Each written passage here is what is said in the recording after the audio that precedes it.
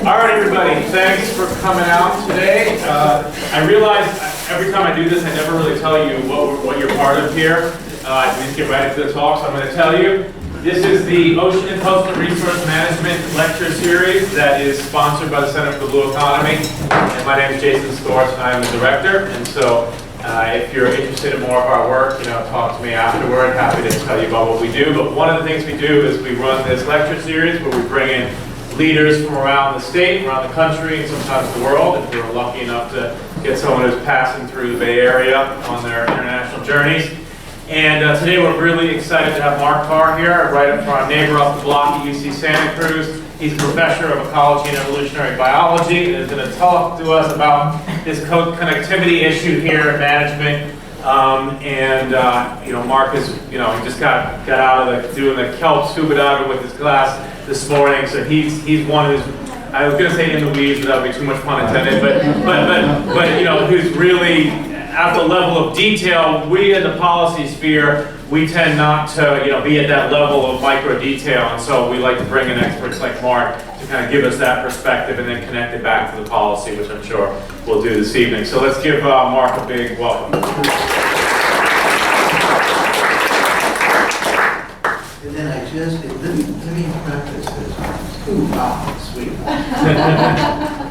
Okay. As Jason mentioned, I'm actually a marine ecologist.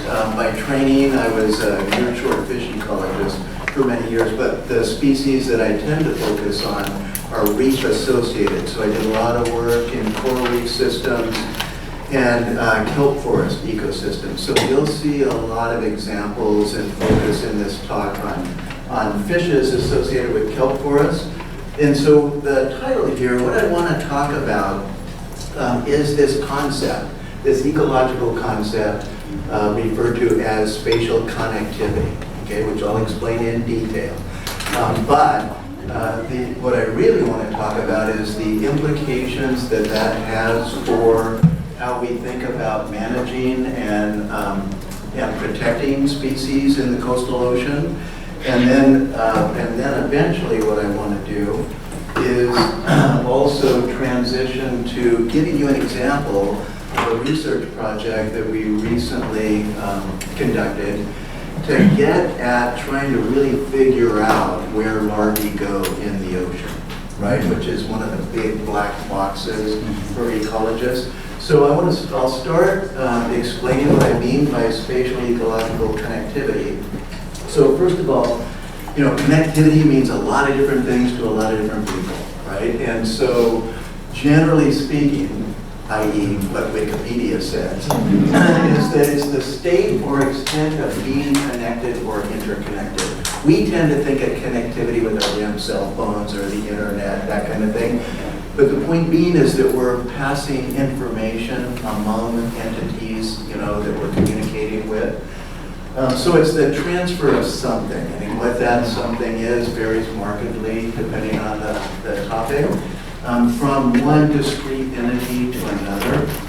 So ecological spatial connectivity is the process by which genes or organisms or populations, species, communities, energy moves from among spatially discrete places in the ocean, right? Or, frankly, on land as well, right? So spatial connectivity is the movement of something from one discrete habitat or population to another. And explicitly, I'm referring to the process by which that happens. And so it's important, and let me say that feel free to interrupt me anytime throughout this lecture, okay? To clarify some of these concepts. So there's 4 forms of ecological connectivity, depending on what is being transferred from one entity to another. The first is what we refer to as population connectivity, and that's simply the movement of individuals of the same species from one population in a discrete habitat to another population elsewhere in another habitat, right? So, and as those individuals move between populations, they carry their genes with them. And so they move genes from one population to another as well, or one community to another community.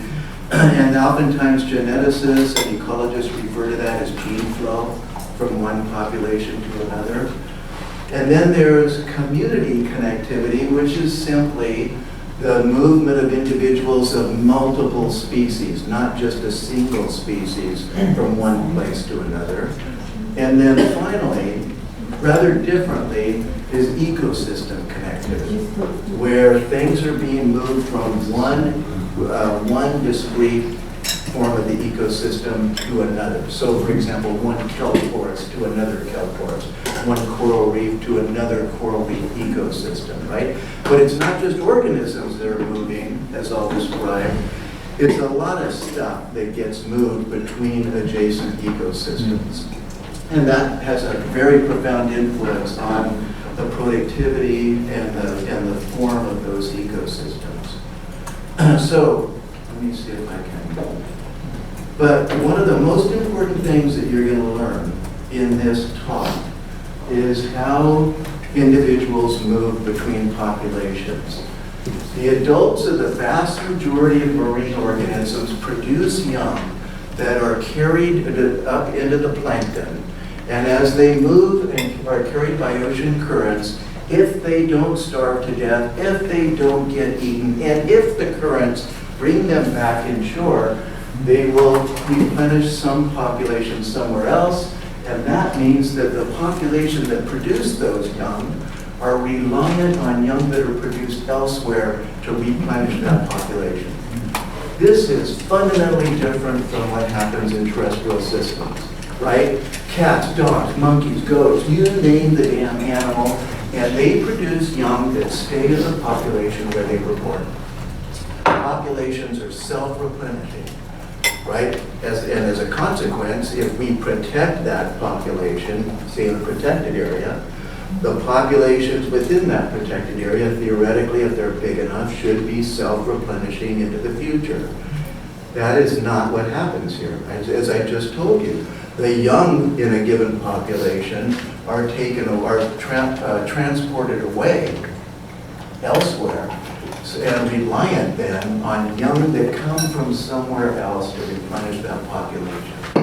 So this is referred to as open populations in marine systems in contrast to closed populations. So now I'm going to give you some diagrams to explain those different forms of connectivity, all right? So let's all get on the same page here. I'm pretty proud of this. This is my own artwork. Contrary to previous audiences, I want to make it clear, this is not the seafloor, this is not the ocean, and this isn't poop just being carried along by the currents, right? Instead, what you're doing is looking down on the coastline, right? This is the shore, this is the ocean, and there's three representative ecosystems indicated here. The green habitats or ecosystems that are close to shore are things like seagrass beds in the tropics, they're mangrove forests, estuaries in temperate systems like here. The slightly deeper, lighter brown ecosystem is something like a shallow coral reef in the tropics, or a rocky reef and kelp forest here in temperate systems. And then the dark brown is deeper yet, right? So it's a deeper coral reef or a deeper rocky reef offshore. Each of those three different kinds of ecosystems support different species, and they're the young that are produced in those discrete habitat types, like the deep rocky reef offshore, are transported by the currents, as I just described, to replenish populations in one of two ways. Either directly, where the young are carried by currents to settle out in a similar, the same kind of ecosystem elsewhere. So from one deep rocky reef to another deep rocky reef, right? Or from one kelp forest to another kelp forest. Or, for many species, the young actually are transported or eventually show up inshore in these really shallow habitats like seagrass beds or mangroves. And then those young, as they get older, move offshore through these habitats to ultimately replenish the adult populations in the same ecosystem. And as such, we often refer to these shallow inshore habitats as nursery habitats, right? Because the young live there before they move offshore to replenish what the populations where the adults live, right? And again, remember, all of this movement of individuals is in the form of propagules, either spores of algae, eggs or larvae that are being transported from one place to another, not the movement of adults. The vast majority of adults, including most of the reef-associated fishes, once they settle out, they do not leave that reef. Right? So the connectivity is all in the form of larval dispersal. As I mentioned, that's also how genes get transported along the coast as well. And this is very important because as you go along a coastline, the environment changes. So imagine this is warmer water to cooler water. And so for a given species, the individuals living in those different environments will be adapted to living in those environmental conditions. And what that means is that along that gradient, you get genetic diversity. You get some species that are some individuals that are more adapted to some environmental conditions and others adapted to other environmental conditions. And collectively, that's the genetic diversity within a species. And that genetic diversity is what we're trying to protect because that's what allows a species to adapt to a changing climate. So we'll have to think about the implications for how you protect that genetic diversity. The other one I mentioned is community connectivity. And now the point is that it's not just one species that's dispersing along the coastline, it's multiple species. And among those different species, their young will disperse different distances. So a classic example would be, even though this is a deep rocky reef in this image, imagine it's a kelp forest. Kelp, the giant kelp along the coast here, the spores produced by giant kelp do not disperse more than typically tens of meters from the plant that generated them, because they're generated down at the bottom of the alga. In contrast, many species, especially temperate cold water species like rockfishes, their larvae will be in the plankton for as much as 4 months. And imagine how far a propagule can travel along the coast over 4 months, right? So that's depicted, say, in the blue dashed line where rockfish larvae are dispersing long distances to replenish populations and ecosystems along the coast. Intermediate species that have larval durations of several weeks or just a month or two. And then the short dispersing species like the red arrow, like the kelps. And fortunately, many of those short dispersing species are what we call foundation or habitat forming species, whether it's the kelps or the algae in temperate systems or corals in tropical systems, right? Okay, so that's community. And then finally, this concept of ecosystem connectivity is, as I mentioned, the movement of stuff from one ecosystem to another. And I'm going to give you a couple of examples here. Again, a temperate and a tropical example. The temperate example is, of course, kelp forest, right? That's what I do, right? So I'm gonna. And a classic is that kelp generated in those shallow kelp forests. As you know, when winter storms come, that kelp goes, right? And it goes one of two places. It either ends up on shore, on a sandy beach or the rocky intertidal, where on sandy beaches it fuels the production of little buggers that are fed on by shorebirds and support the shorebirds that inhabit sandy beaches along the coast, or it's transported offshore down into deeper rocky reefs. And so here's an example. You can't see it very well, but this is a huge pile of kelp along the coast of Santa Barbara. And then the pictures above show this drift kilt that's landed down on a deep reef that is then consumed by things like sea urchins and sea cucumbers, which in turn are eaten by other things. So that carbon and nutrients that's generated in the source ecosystem is transported to what we call the recipient ecosystem. And in that recipient ecosystem, it fuels the productivity of that system. And that's what we refer to as an ecosystem subsidy, where one ecosystem is contributing to the productivity of another ecosystem, like transferring that material.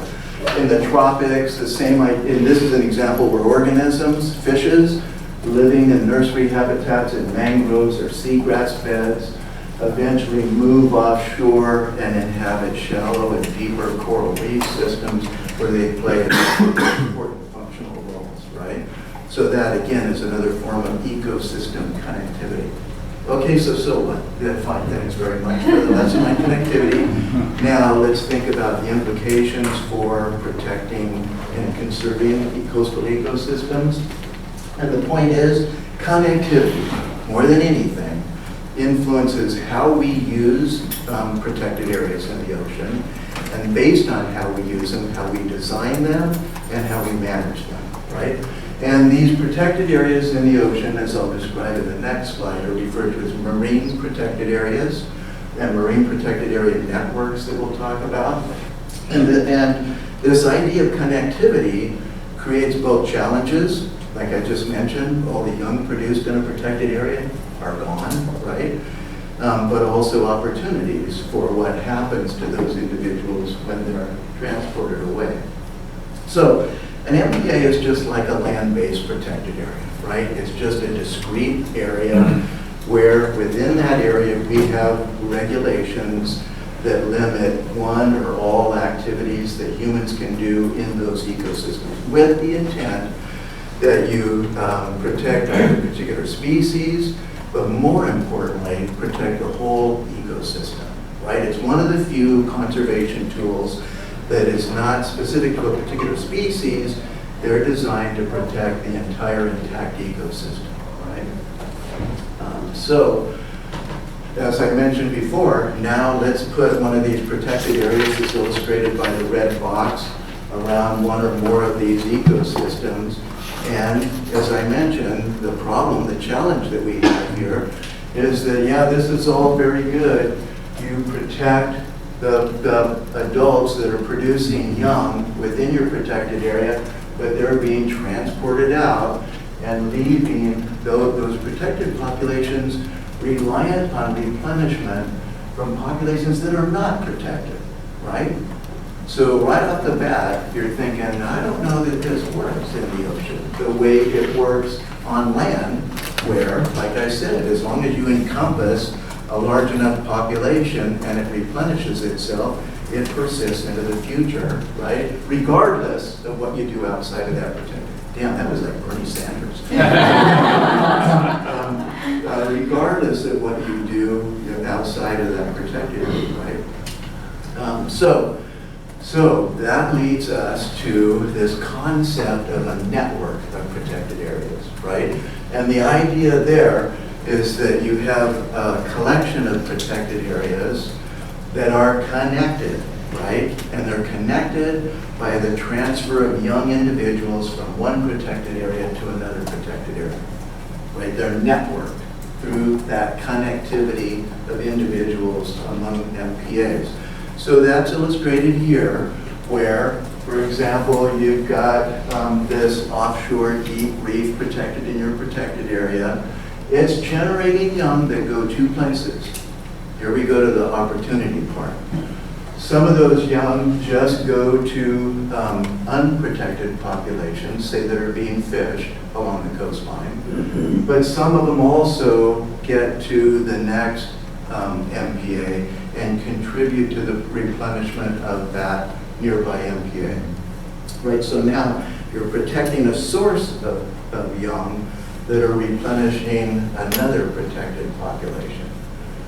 But the cool thing is that they're also protecting other populations in between those protected areas, right? So the idea is that these guys produce young. The blue arrows are coming out of that protected area, replenishing those populations. Note, however, the yellow lines also show the point that young that are produced in those unprotected populations are also contributing to the replenishment of protected populations, right? And then the young that replenish this population grow up, and then they produce young that replenish populations. So the point here is that production of young in the protected areas, out of the protected areas, where they go, what they replenish, are inextricably linked, right? They're not independent of one another. And we have to think about that when we think about how do you manage, how do you design protected areas, not just to protect the things in the protected areas, but how to build up populations throughout the entire coastline, right? And that's illustrated here in this point where we're going to contrast the replenishment potential from one large isolated protected area to a network of smaller protected areas along the coast, and the social economic consequence. This is it. That's the only social economic thing I'm going so the point being that the larvae only go so far, right? So the young that are produced in this big MPA will never contribute to the replenishment of populations way out here because the larvae don't go that far. There's an area over which, based on how far the larvae are transported, that it replenishes populations. Take that same area, break it up along the coastline, the larvae still go the same distance, right?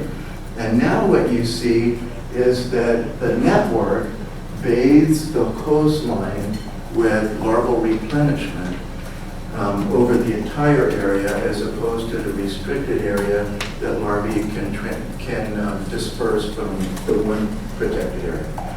So imagine you're a fisherman, and they come in and say, and you're fishing right here, and they come in and say, well, we're going to make a protected area, you're not allowed to fish there anymore, right? You're screwed. You either close up shop, or you got to move out to where you can catch fish, right? Imagine you're a fisherman in this area. You're stoked because you can still keep fishing, and in fact, the populations that you're fishing are getting replenished because they made a protected area nearby. If you're a fisherman out here, it doesn't have any consequence at all. It's useless, right? Now imagine that you're a fisherman along this coastline.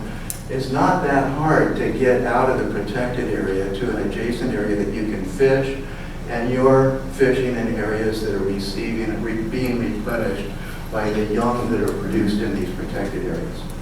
So the idea being that by breaking this up along the coastline, you may be contributing more to the sustainability of fisheries up and down the coast.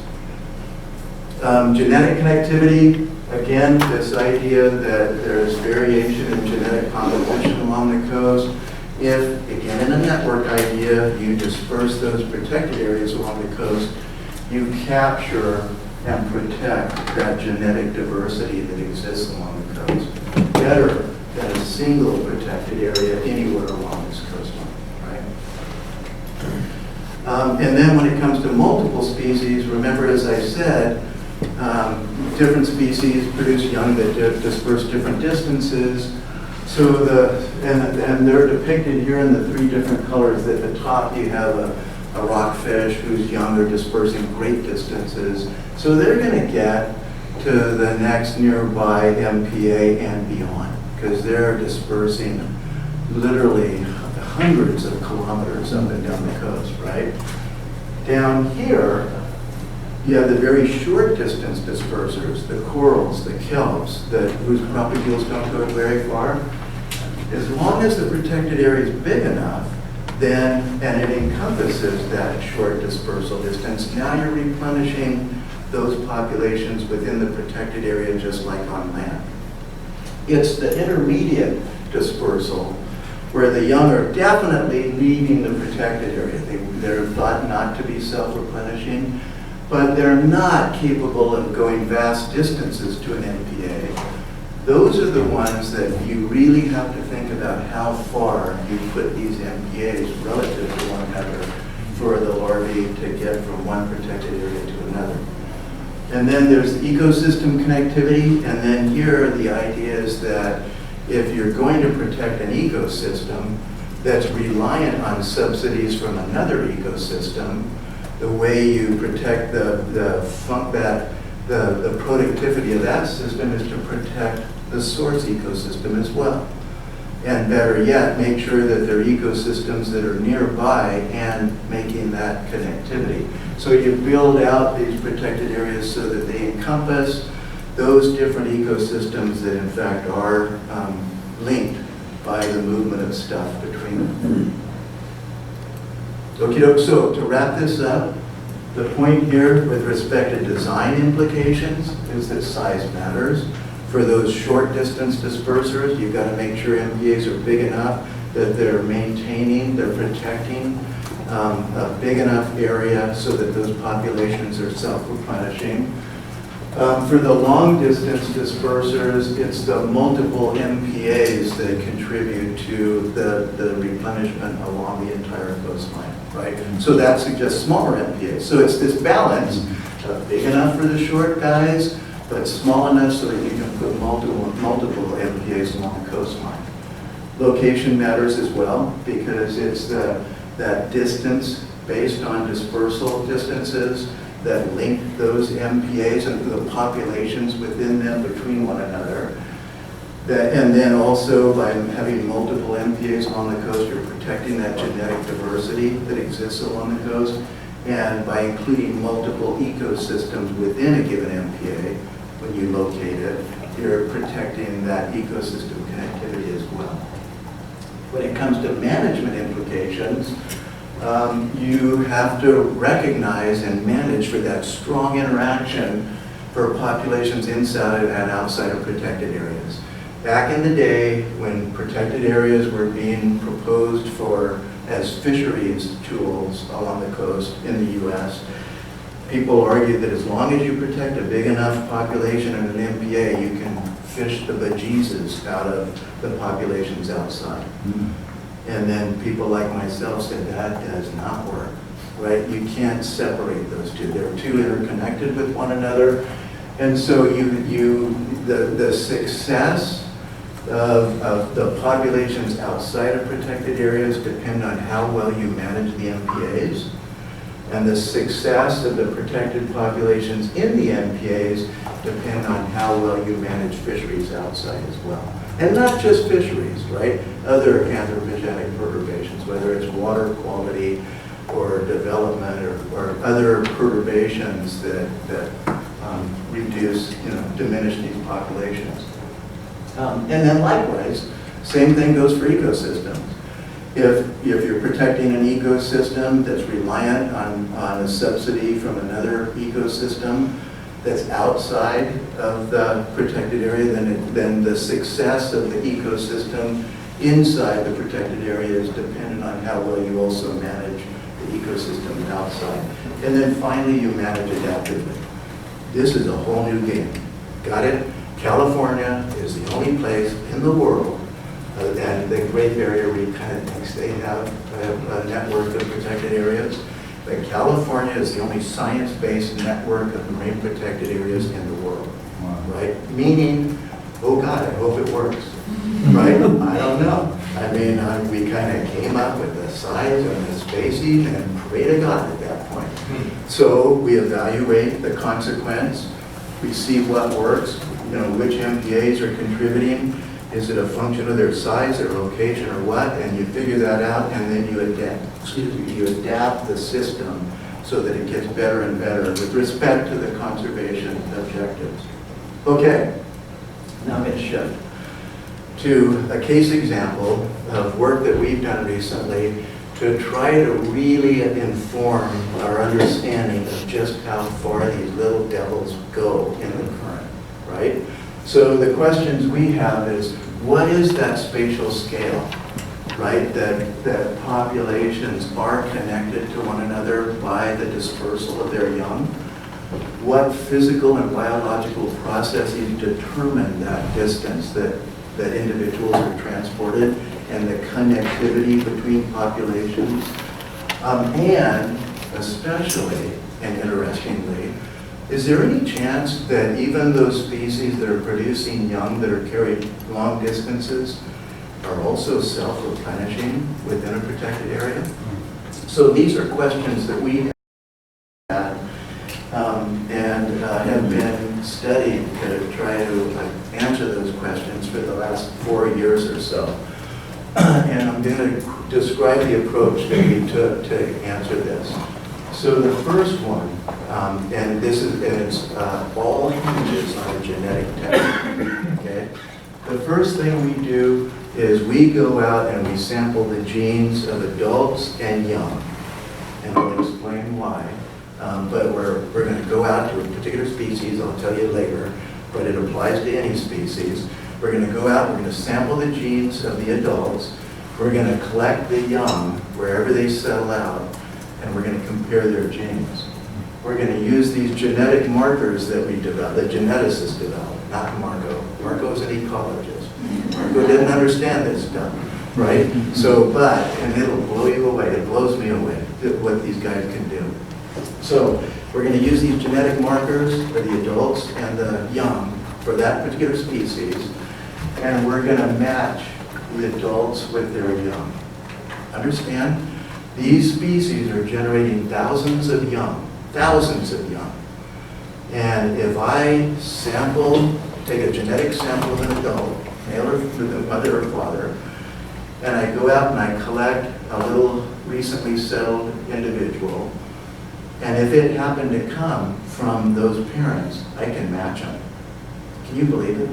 But that blows me away, right? So I can literally catch a little fish, and if I sample the parent, I can connect it directly to that individual mother or father. Also, I can match the siblings, the brothers and sisters that were generated from that same mother and father, right? Mostly the mother. The fathers don't matter.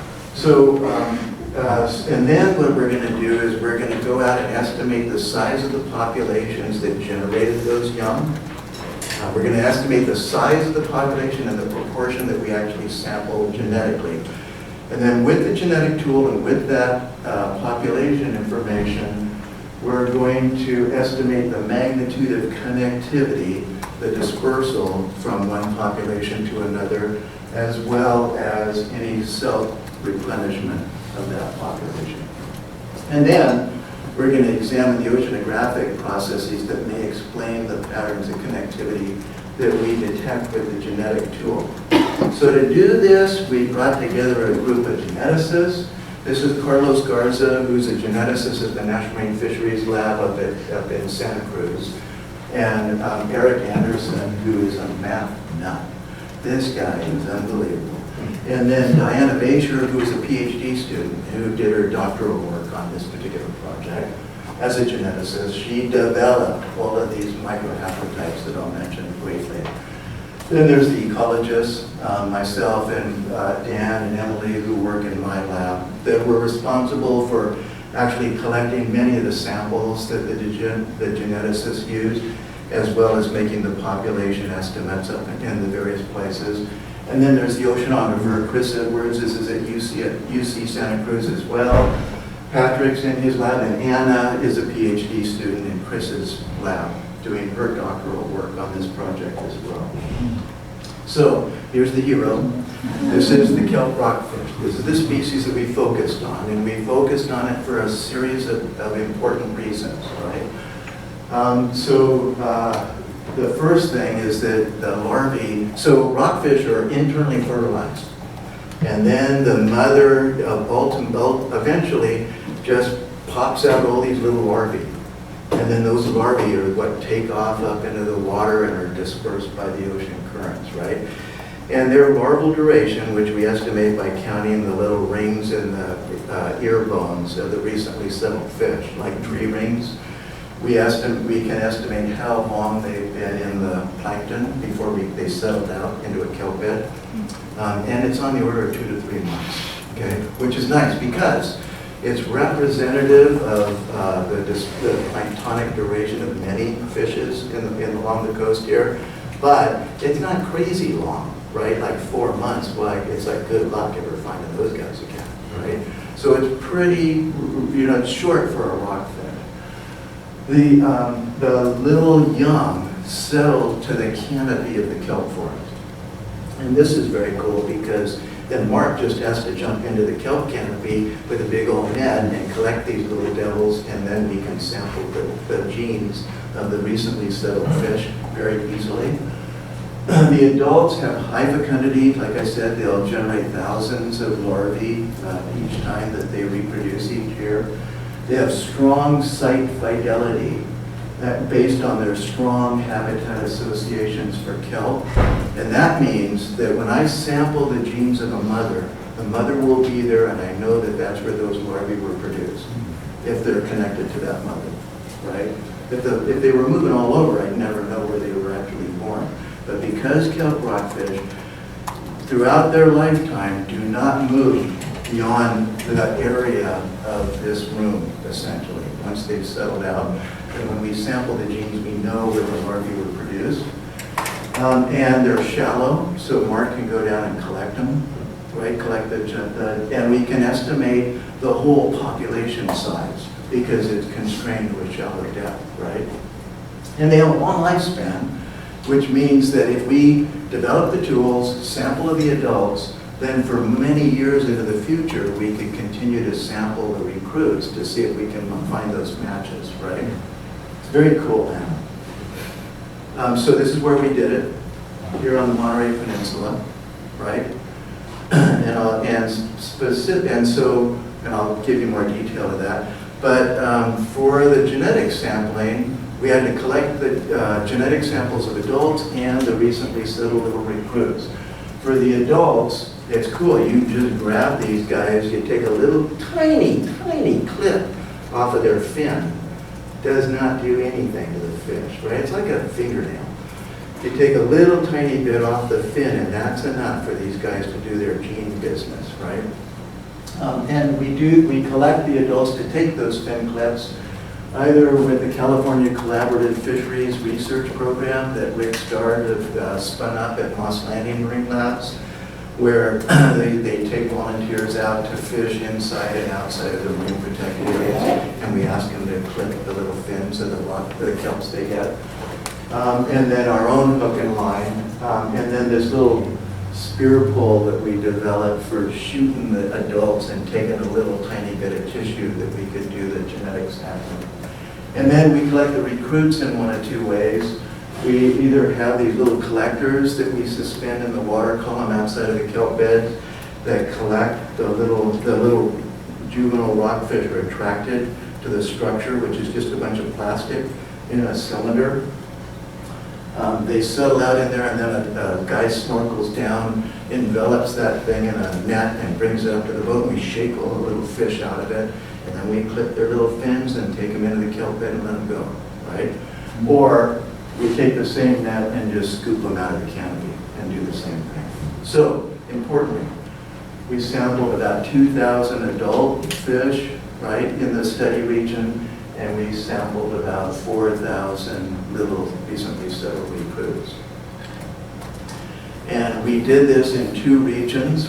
Here we are along the the north side of the Monterey Peninsula, in 3 different locations that coincide with 3 different marine protected areas. And then here we are in Carmel Bay, in 3 different locations that also kind of coincide with marine protected areas, but importantly are just different regions of the bay.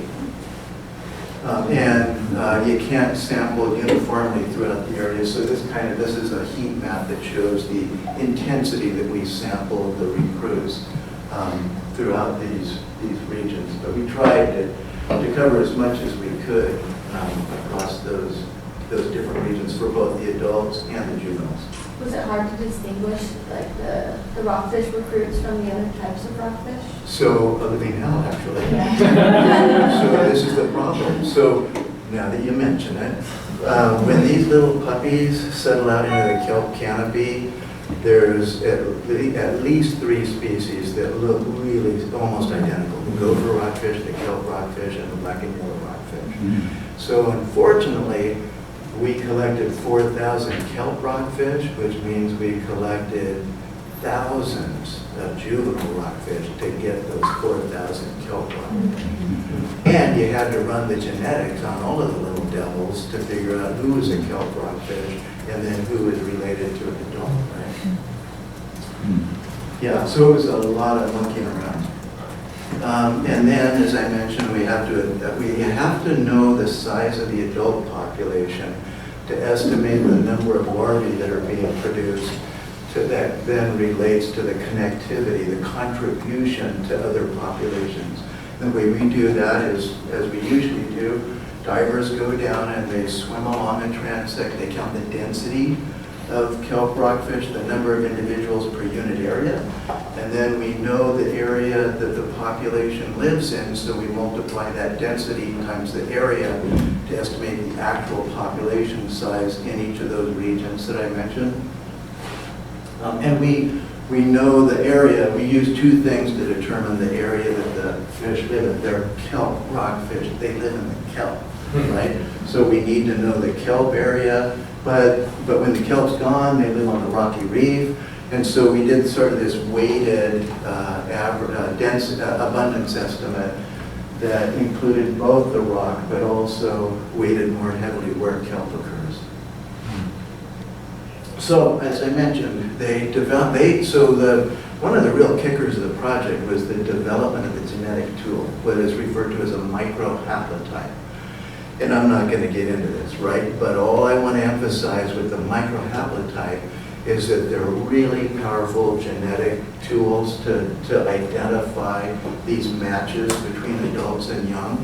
So up until now, before we started developing these tools, a typical tool is referred to as a SNP, which is a single nucleotide polymorphism.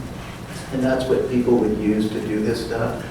So this simply shows that the power to distinguish whether a recruit is associated with an adult or not, that match, increases with heterozygosity, which is the diversity of alleles at a given loci on the chromosome.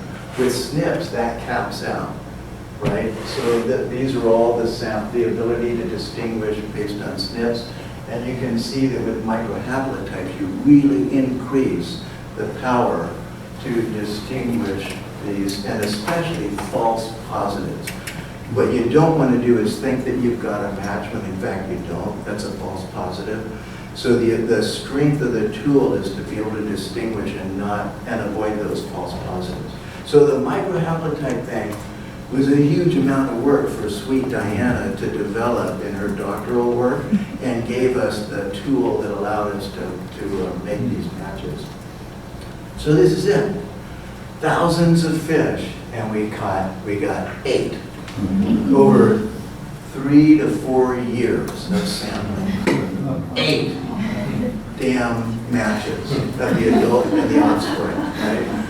And those are illustrated here, where the parent's location is indicated by the circle, and where we collected the young is indicated by the triangle. So you can see here that there were 3 matches whose parents were up in southern Monterey Bay, and the young ended up down here in Carmel Bay. There was one, the orange guy, whose adult lived in Carmel Bay, and the young occurred up in southern Monterey Bay. And then there were 3 that's hard to see here, but one here that stayed within Carmel Bay. I'm going to change what I just said. The parents were in Carmel Bay, and the young were collected in Carmel Bay. That does not mean, so right off the bat, I purposely showed these connections going across the land, because we know where the adult was, we know where the larvae was collected, we have no idea how the hell they got there. Don't for 1 minute think I know, and that's why they also didn't take an Uber, okay? But the point is, right, that's why I drew all these lines, because I don't know how the hell they got there, out in the ocean necessarily. But the point is where they ended up. So that's the parent offspring. The siblings, the brothers and sisters, ended up occurring kind of all over the place, which is really interesting. So these are young produced by the same mother and end up in either similar or different places from one another. And one of the things, so we collected 25 of those brother-sister matches, or sister-sister, brother-brother, brother-sister matches, sibling matches. Never did we collect in more than 2 of them in a given place, which means, importantly, that it's not as though the young produced by a mother tend to hang out with the mother and, hang out with one another in a group and end up together someplace. They tend to get dispersed away, and that's especially obvious because you get matches, brothers and sisters, that end up on opposite sides of Monterey Peninsula, right? And a little directionality of that. Yep.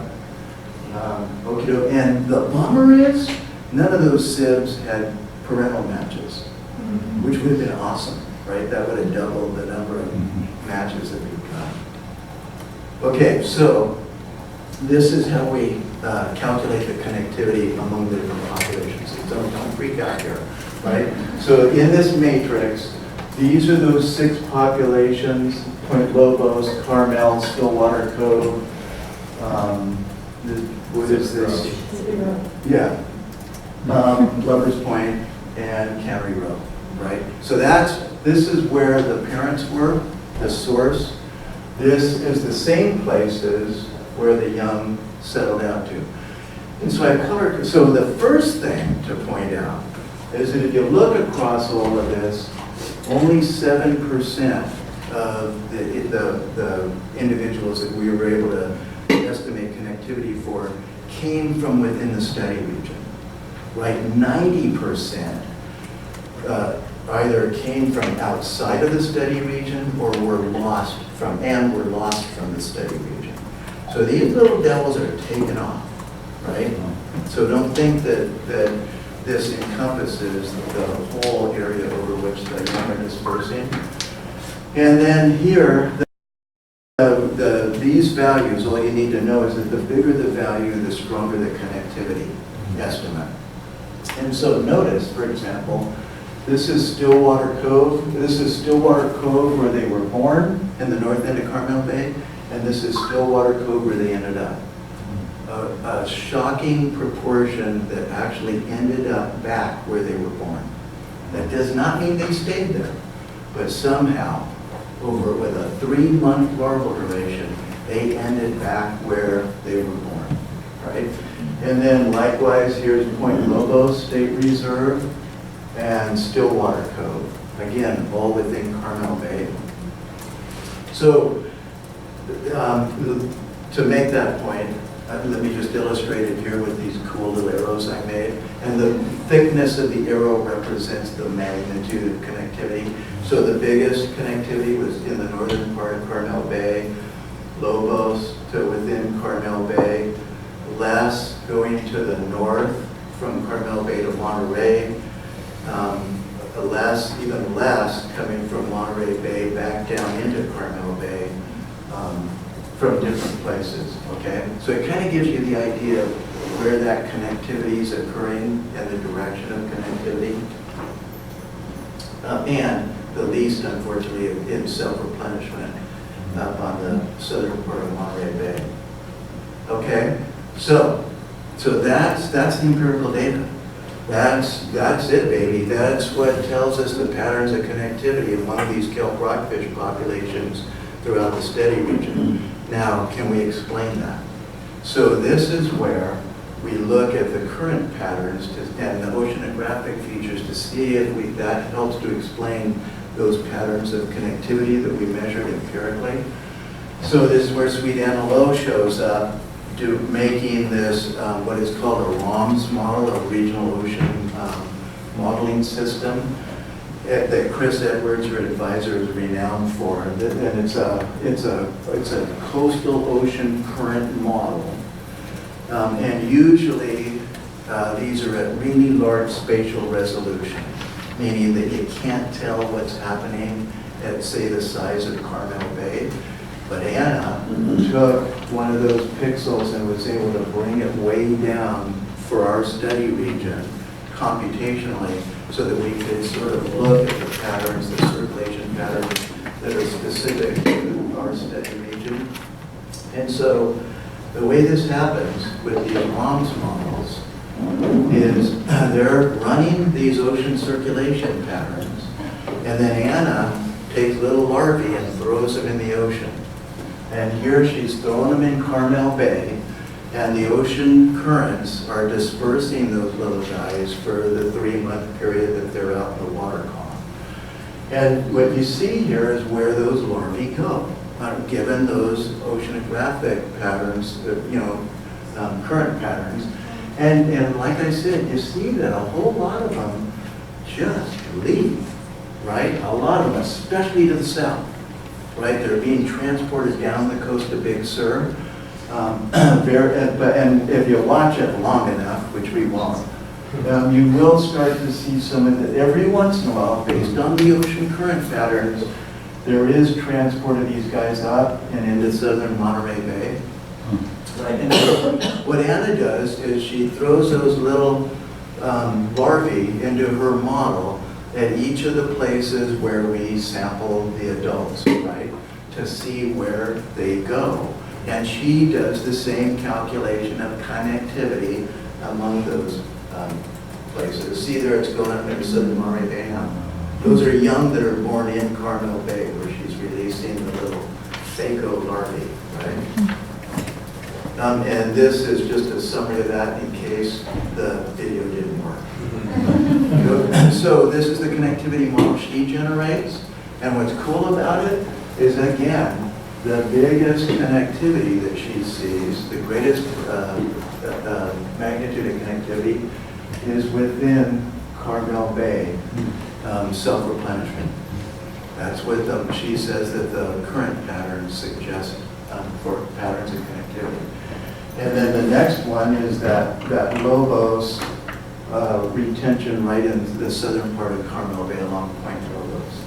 So again, her model suggests that there's this connectivity, this retention, this self-replenishment within Carmel Bay, a lot of it, according to this model. And then the other is all up in self-replenishment up in the southern Monterey Bay area, okay? Which is pretty cool to see that the model, these current models, are suggesting these same patterns of connectivity that we saw with the genetics. But then we take it another step to ask, well, are there particular features that are contributing to that? So these little weird green, dark green bits, those are fronts. Those are where water masses are running into each other, and that's where larvae concentrate, okay? And if you watch where the larvae disperse to, you'll see that they hit these fronts, and these fronts are ephemeral. They're coming and going, right, with the ocean currents. But these things hit these fronts, and those fronts will do various things. If you're coming out of Monterey Bay, you hit one of these fronts across Carmel Bay, and you're on your way to Point Sur. You're not getting into Carmel Bay. If, on the other hand, you're born in Carmel Bay and you hit one of these fronts, you're likely to stay closer within Carmel Bay. So she's showing all of these frontal features, these current patterns, that are probably contributing to the retention of young within that area where we see a lot of self-replenishment within the bay. And so again, she comes up with sort of similar patterns of connectivity based on the population, based on the current map. So now, let's go back to the conservation world. So this study region that I was describing earlier, and if you're familiar with it, you know there's a whole lot of marine protected protected areas in this part of the coastline. So the pink boxes are no-take marine reserves. You're not allowed to fish at all, commercial or recreational. So that's around Point Lobos, Lover's Point. The middle there, the little red bit in the middle is around Hopkins Marine Station. It's called the Lovers Marine Protected State Marine Reserve. Asilomar State Marine Reserve is the other one. The blue bits are conservation areas that allow recreational fishing but not commercial fishing. Okay? And what you see here from the connectivity patterns that we saw is that you see that larvae that are generated in protected areas are in fact replenishing fished areas. You see that they're also contributing to the replenishment of other protected areas, so they truly are networked by larval dispersal, right? And you see that some larvae are returning back to the populations that produced them within a protected area, so that those populations that are protected are actually self-replenishing to some extent. With the caveat, remember, 90% of the larvae produced in this area went out of the area and came into the area. So there's a lot of mixing going on, but this is the first time anybody's ever seen for a species who generates larvae that are transported so far that there's also self-replenishment at the local population. Okie dokie, so the conclusions from that study is that, as I said, a whole lot of the larvae are dispersing great distances, and importantly, those guys that are really taken off, a lot of them never get back to the coast. This is why marine species, especially fishes, produce so many young, because the vast majority of them are hasta la vista. They never get back to where they're supposed to go, right? Because they're transported by currents. And it's the ones that get back that really matter and build up future populations. As I mentioned, what's cool about this is that this is a species that's producing young that are replenishing populations elsewhere along the coast and simultaneously replenishing their own population as well, which is like a win-win for marine protected areas, right? Yeah, that's the evidence that they're self-replenishing and contributing to a network effect. And Anna's ROMS model actually helped explain the patterns that we saw, which not completely, and this is what's interesting. So certainly it does help explain some of the patterns we see. In other words, ocean currents really drive these patterns of connectivity. But Anna's model would have never, even though it predicted some self-replenishment, the degree of self-replenishment and limited dispersal we see is not explained by these little passive particles that she throws into her model, suggesting that it's the behavior of the larvae that really influence how far they go. And this is the big challenge into the future, is trying to understand how larvae behave, how they respond to different currents and oceanographic conditions, and how that influences where they're transported. As her models suggested, these coastal front features help to explain these patterns. This is, to our knowledge, the first time ever on the west coast of North America where I can tell you where a larvae was born and where it ended up. No one's ever been able to do that before because of this genetic tool. And finally, the thing that kind of pisses me off, right? So sweet Diana does this amazing work to build this genetic tool. We go out and sample all of these guys, and then eventually the grant ends. No more money, no more samples. And then what's a bummer is the years after this grant ended, these little guys recruited in huge numbers. We could have sampled the bejesus out of the place, right? Because we already sampled the adults. And all we had to do was get out and get more young, but we didn't have the money to do it. And so So the point being that this is the cost of short-term studies, that even though you invest in this amazing capacity to answer these really cool questions, eventually the money peters out and you can't leverage or take advantage of what you made. So, but what we're trying to do is convince people to get out and take these samples, especially the collaborative fisheries group, so that we can continue to sample these guys in the future. And so NSF funded most of this stuff, the National Science Foundation, but we also got additional support from the California Department of Fish and Wildlife. I mentioned the collaborative fisheries guys and UCSC and all those types. And I should also mention that the front end of this talk, where we were talking about all the forms of connectivity, that was work that I did when I was on the U.S. Federal Marine Protected Area Advisory Council, working with a guy named Charlie Wally. And Charlie, does Charlie teach here anymore? He has. We He did historically. Yeah, he did. So Charlie's here in Heritage Harbor in the MPA Center, and he runs that Federal Advisory Committee, which has just been disbanded by Trump, by executive order. Shocker. But yeah, right, yeah. So, but a lot of the work that, and that publication that I gave you guys to look at if you wanted, that has all my cool graphs of, or figures and stuff, that was done with Charlie quite a bit.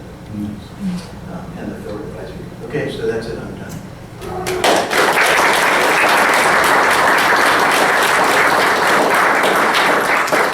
So do you guys have questions?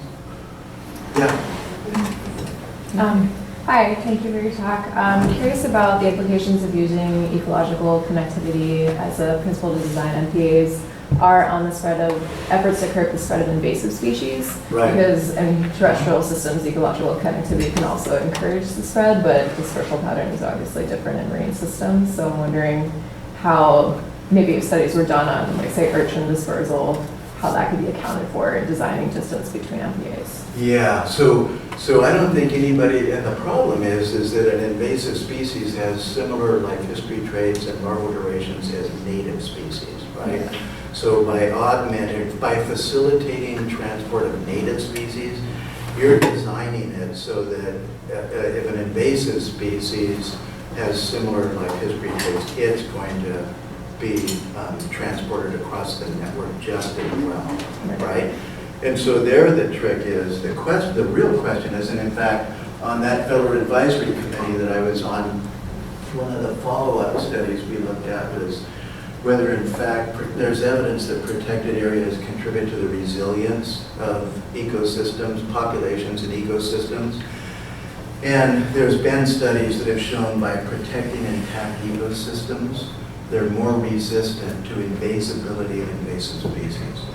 So even though you're designing them such that those invasives can get from one protected area to another, the hope is that by the protection of the native community, it's resistant to allowing that invasion. And we could go there, but we don't have time. Okay. Thank you. Any other?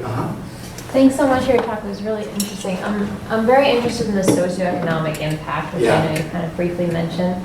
Specifically, there was one slide that talked about adaptive management of MPAs. Right. Can you talk a little bit more about that? What are some of the adaptive management techniques, and are there triggers and thresholds or monitoring signposts built into that? So there aren't, to my knowledge, is first of all, the sort of those thresholds that would trigger an adaptive management response.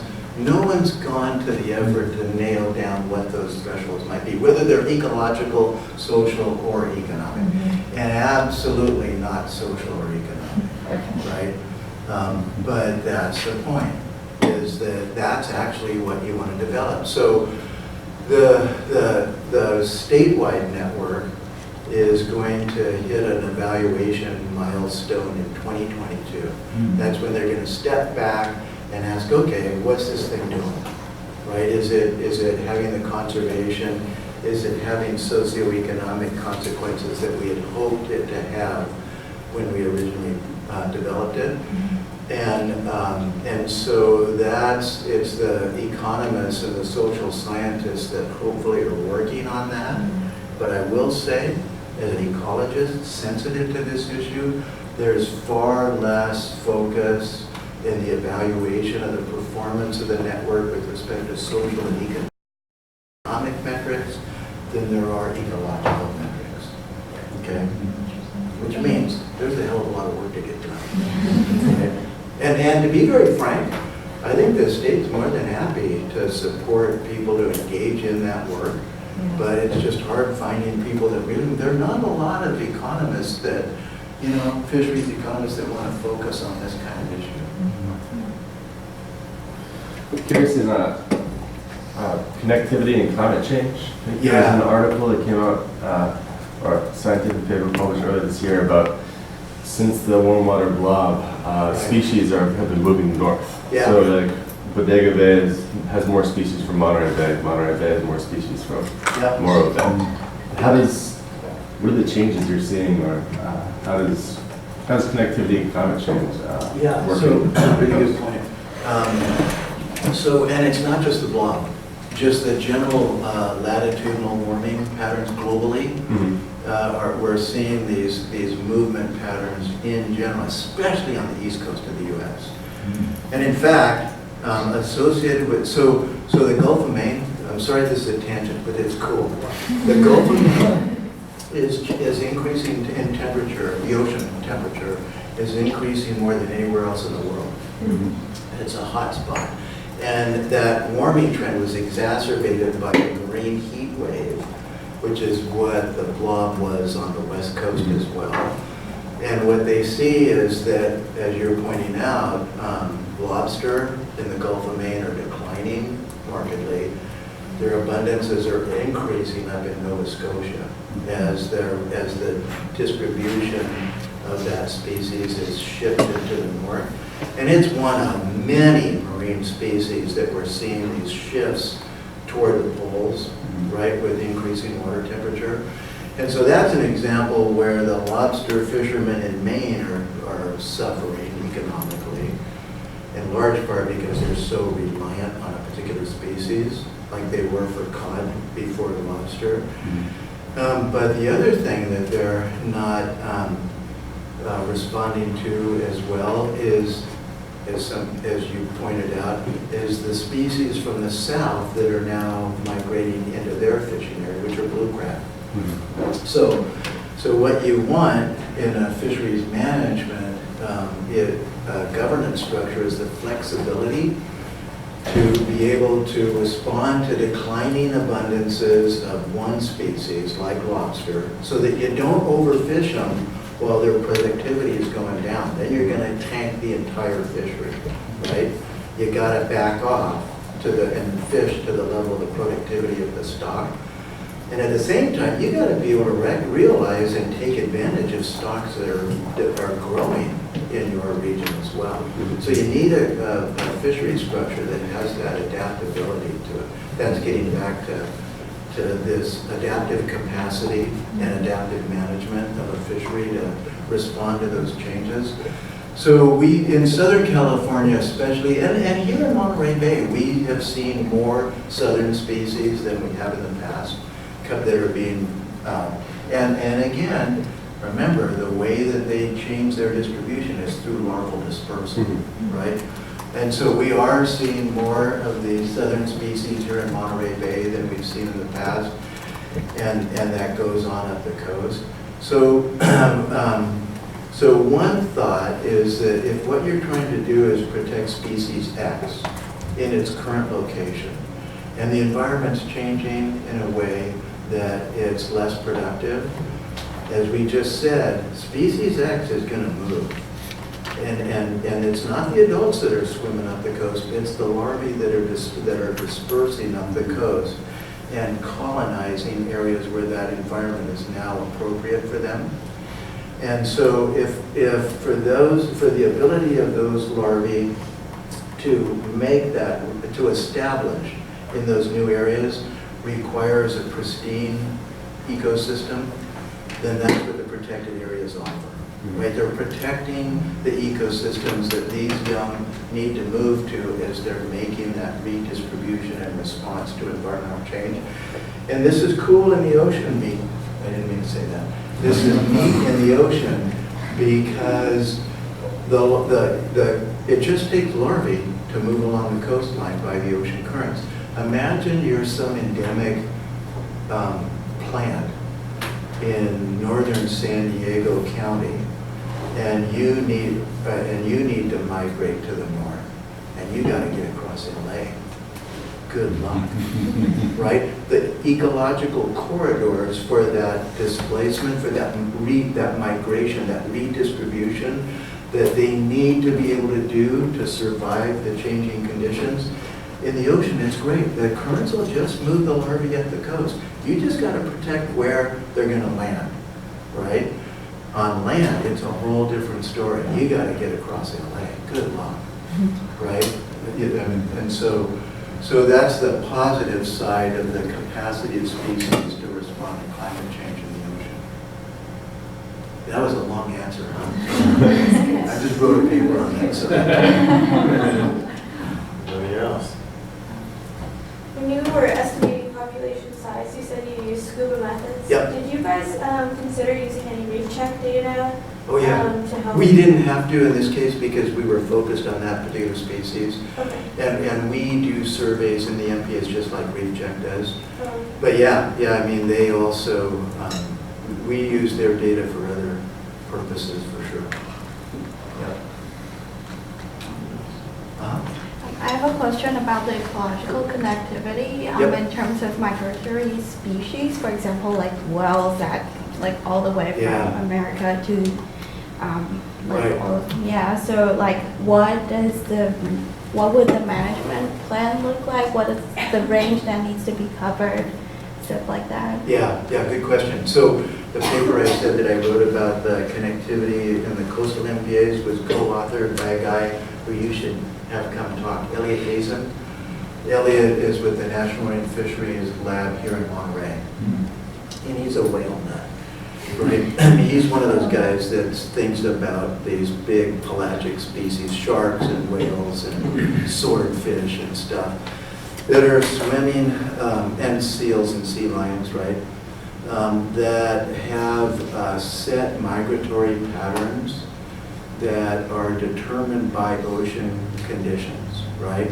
So, and so, God, here we go. So a really nice example is what happened in the marine heat wave that closed down the Dungeness crab fishery. So what happened in the marine heat wave is that all the forage fish, anchovies, because of the patterns of productivity, got pushed way inshore, right? So krill is what whales feed on. And in the poor production during that marine heat wave, the only place where there was production of krill was really close inshore, right? So when humpbacks came down the coast along their typical migratory corridor, they shifted way inshore because they can feed as they move down the coast. And unfortunately, that's when they were setting crab traps at the same time, and whales got caught in the crab traps. And it was because of the whales getting caught in the crab traps that they closed the Dungeness crab fishery because of the heat wave. The heat wave did not impact the crabs themselves as a fishery, but it was this conflict with the whale migration that was due to this shift in the conditions that the whales track that are attracted to. So in this case, what you want to do is try to understand how climate change is going to affect those corridors that they use based on ocean traffic conditions, and then what you do in those corridors. So the crab trap thing was one incident, but the real thing is ship strikes. And so that's where you lose most of your whales, is being hit by tankers and stuff as they're converging on the same corridor. And so if you can predict how these we call them ecological corridors or migratory corridors are going to shift with changing conditions, then you could try to get the human activities in those corridors to adjust to accommodate those shifts. Elliot will just tell you that for hours. You should get sucked into one of these talks sometime. It's great. Okie dokie. All right, well, let's give Mark now. Wait a minute, sorry. Sorry. Go ahead, sorry. All the particles, how do they like move from like ocean to one part of the ocean to another part of the ocean? Like if the particles are shifting towards the land, how do they move upwards? Yes, good question. So two ways. One is some of the currents move upward, right? Like so as I mentioned, there's these fronts where the two water masses hit each other. Along those fronts, then those water masses have to go somewhere. So they either go to the side or they go down, and they're pulling those particles when they do that. So some of that is just based on the passive movement of the particles and the patterns of the currents. But importantly, this is what I was saying earlier, they're not passive. These little things are responding to light levels, to salinity levels, and they are positioning themselves in the water column where those currents need to take them to get back to their kelp forests. So it's this mix of the physical process of transport and the behavior of the larvae to get into the proper currents to get them to where they need to go. Does that help? Cool. All right.